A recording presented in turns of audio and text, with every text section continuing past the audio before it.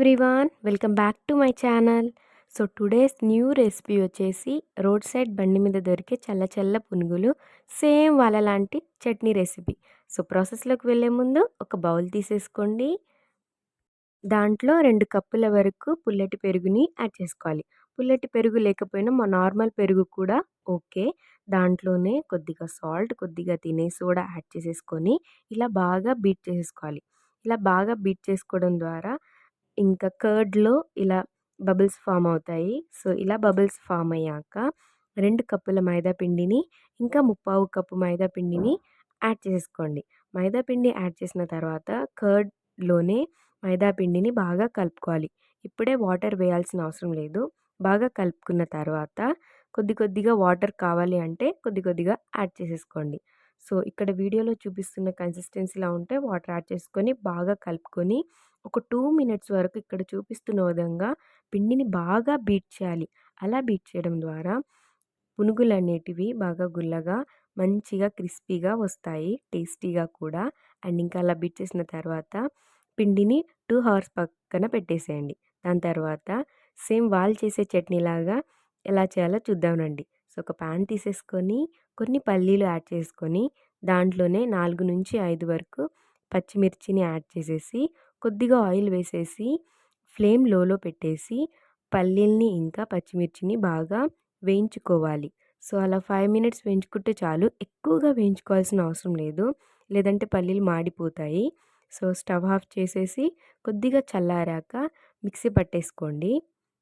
So, mixie పట్టేసుకున్నాక ఈ కన్సిస్టెన్సీలో ఉంటుంది. సో, మిక్సీ పట్టేటప్పుడే తగినంత సాల్ట్ యాడ్ చేసేసుకోండి టేస్ట్‌కి సరిపోయినంత. మిక్సీ పట్టిన తర్వాత సాల్ట్ సరిపోయిందో లేదో కన్సిస్టెన్సీ చూసుకొని, సాల్ట్ సరిపోకపోతే ఇంకా కొంచెం యాడ్ చేసుకోండి. నాకిక్కడ సాల్ట్ కరెక్ట్‌గా సరిపోయింది. సో, పిండి దగ్గరికొచ్చేసరికి పిండి 2 అవర్స్ తర్వాత ఇలా ఉంటుంది. దాన్నేం కదపకుండా సైడ్ నుంచి మెల్లిగా తీసేసుకొని పునుగులు వేసుకోవడమే. సో, ఆయిల్ హీట్ చేయండి కావాల్సినంత.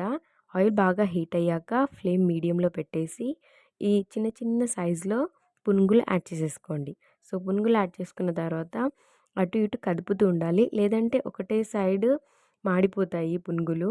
సో, అటు ఇటు కదుపుకుంటూ స్లోగా పునుగులు వేసేసుకోండి. అండ్ ఇంకా మన టేస్టీ రెసిపీ ఇక్కడితో అయిపోయినట్టే. ఈ పునుగులైతే చాలా అంటే చాలా టేస్టీగా ఉంటాయి. సో, మీరు ఈ 2 కప్పుల పెరుగుకి 2:30 కప్పుల పిండి యాడ్ చేసుకొని ఈ కన్సిస్టెన్సీలో చేస్తే పర్ఫెక్ట్‌గా రోడ్ సైడ్ బండి మీద దొరికే పునుగులు రెడీ అయిపోతాయి. సో, రోడ్ సైడ్ కంటే కూడా ఇంట్లో హెల్తీగా ఇలా ప్రిపేర్ చేసి తప్పకుండా ట్రై చేయండి ఈ రెసిపీ. ట్రై చేసి ఎలా ఉందో కమెంట్ చేయండి. హెల్తీగా ఇంట్లోనే చేసుకొని తినండి. పునుగులు కూడా చాలా ఈజీగా తక్కువ టైంలోనే మనం ప్రిపేర్ చేయొచ్చు. కాకపోతే పిండిని ముందుగానే నానపెట్టుకోవాలి. అంతే సింపుల్. పిల్లలు స్కూల్ నుంచి రాగానే మీరు ఈ రెసిపీ హెల్తీగా, టేస్టీగా వాళ్ళ కోసం స్నాక్స్ లాగా ప్రిపేర్ చేయొచ్చు. సో, బయట కంటే ఇక్కడ ఇంట్లోనే చేసుకొని తినండి. చాలా హెల్తీ కూడా. హ్మ్. ఈ చిన్న చిన్న పునుగులతో చల్ల చల్ల పునుగులతో ఈ చట్నీ ఇంకా కొన్ని ఆనియన్స్ వేసుకొని తింటే ఉంటుంది. చాలా అంటే చాలా టేస్టీగా. మీరు ట్రై చేస్తే మీకెలా కుదిరిందో నాకు తప్పకుండా కామెంట్ చేయండి. And thanks for watching and keep supporting. For more videos subscribe to our channel.